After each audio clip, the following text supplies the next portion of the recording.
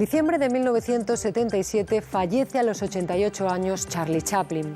Actor, director, guionista y escritor británico, siempre será recordado por su alter ego, Charlotte, ese inconfundible vagabundo con espíritu de caballero, de estrecho bombín, minúsculo bigotín y mareante bastón. Charlotte es el antihéroe y antigalán que se convertiría en un icono del cine mudo y con el que Chaplin supo retratar los problemas de su época. Exiliado a Suiza después de pasar del esplendor de Hollywood a la sospecha del comunismo, Chaplin moriría dejando un importante legado de películas, guiones y muchos recuerdos en la memoria de sus seres queridos. En 2003, Informe Semanal repasó con su hija Geraldine algunas facetas más desconocidas de Chaplin.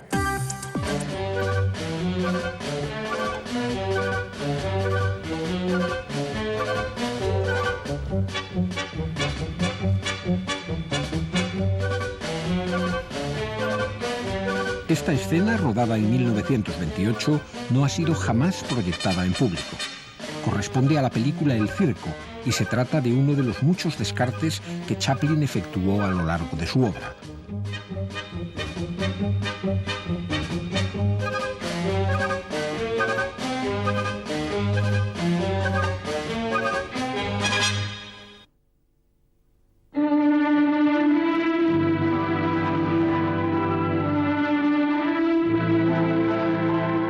Hace 32 años, el reestreno de sus largometrajes hizo que Chaplin revisara los montajes y grabara nuevas músicas para sus bandas sonoras. Ahora la distribución en DVD incluye varias horas de imágenes que han permanecido ocultas durante décadas, como esta escena cortada tras el primer montaje de Tiempos Modernos.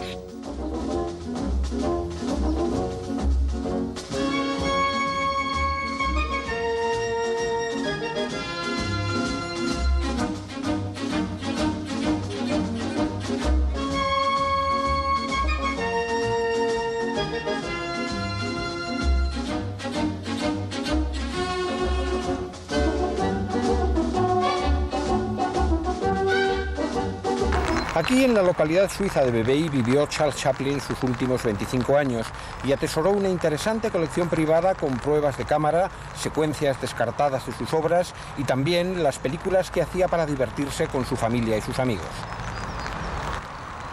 Estos días Geraldine Chaplin ha vuelto al escenario familiar donde transcurrió buena parte de su infancia para reencontrarse con los recuerdos filmados de su padre.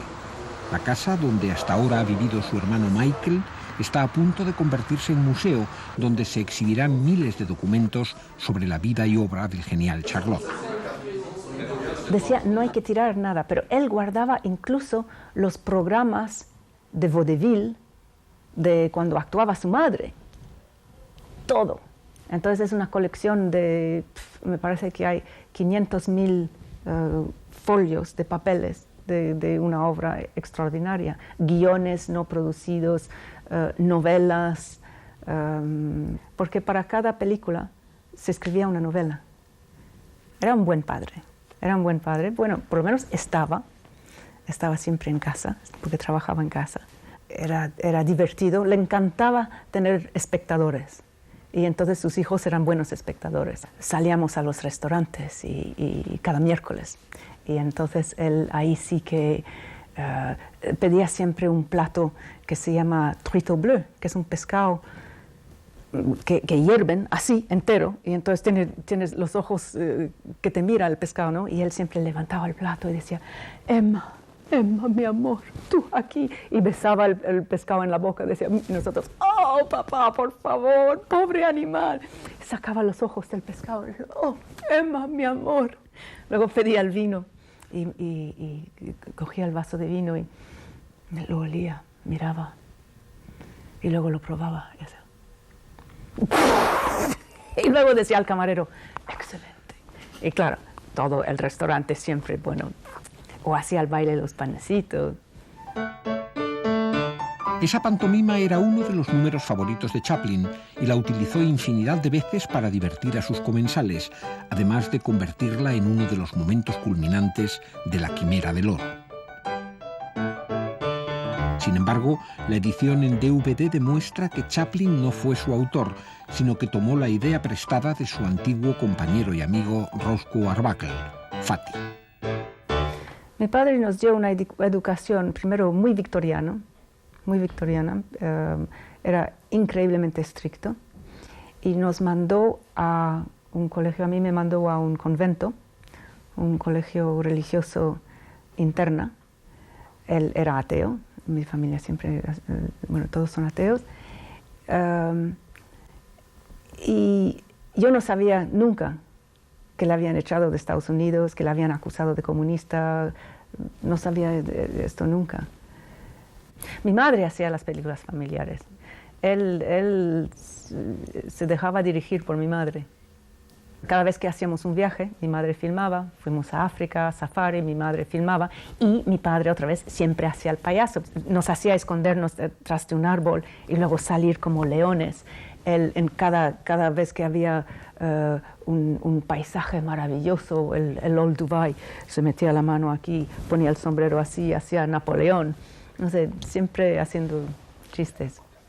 Si venían niños del colegio, si venían amigos, en Navidades, en los cumpleaños, siempre veíamos sus películas. Él estaba muy reacio, decía siempre, es como siempre que tenía miedo, que igual no eran tan fantásticos, no eran tan buenos como él se acordaba, y tenía mucho miedo.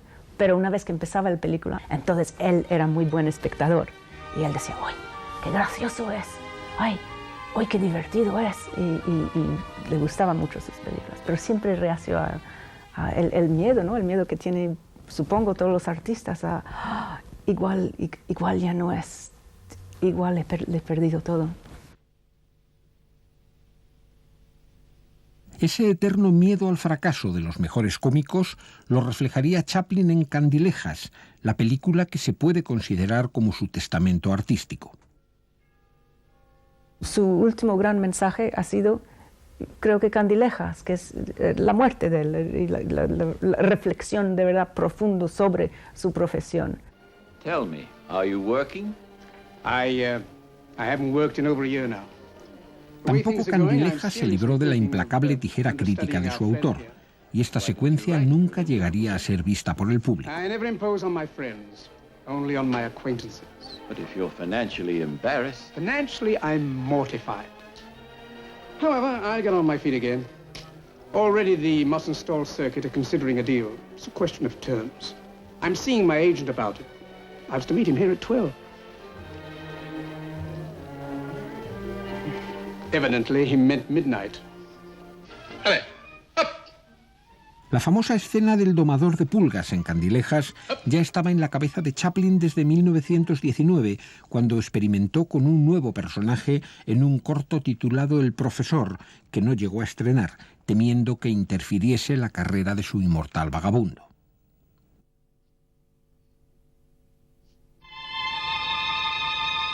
A veces Chaplin guardaba sus ideas durante años, como esta danza con el globo terráqueo que rodó para divertirse mucho antes de emplearla en El Gran Dictador.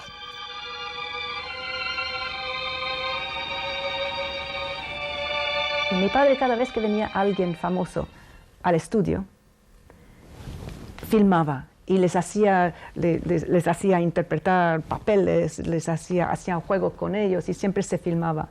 Y todo eso está guardado. Está Winston Churchill también, está bueno, un montón de gente. Pero Chaplin tampoco se conformaba con retratar a las celebridades que lo visitaban. Y algunos personajes con los que trabó amistad, como Lord y Lady Mountbatten, fueron invitados a actuar en comedias improvisadas, destinadas a proyectarse únicamente en veladas domésticas junto a las películas familiares. Entre las imágenes inéditas que ahora van a publicarse se encuentran numerosas filmaciones con amigos, como este partido de tenis con Groucho Marx y escenas íntimas del matrimonio que Charlie formó con Oona O'Neill, quien renunció a sus ambiciones artísticas para convertirse en esposa de un genio del cine. Mi madre quería ser actriz y entonces se casó con papá y lo dejó. Decidió que no. Mi madre hizo una prueba de actriz, guapísima, preciosa, mirando para aquí, mirando para allá, con un pañuelo, haciendo de rusa. Había un viejo baúl abajo aquí en el sótano y mi hermana decía, no, son las cosas de mi tío Sidney. Y lo abrimos y había dentro muchas películas. y ponían en las cajas viaje a Bali. Pero junto a aquellas imágenes olvidadas de un crucero entonces exótico y varias películas familiares, el viejo baúl contenía una inesperada sorpresa. Había películas que mi tío había filmado en El Gran Dictador, en el set del Gran Dictador, y estaban en color. Los 16 minutos filmados por Sidney Chaplin ofrecían, además de la curiosidad de ver unos insólitos uniformes de color rosa, imágenes del rodaje de una secuencia final que después sería descartada. Él tenía el final distinto. Entonces la escena que está ahí filmado en color son los soldados que tiran sus armas y empiezan a bailar. Y luego quitó todo esto y dejó simplemente este maravilloso y potentísimo y actualísimo discurso.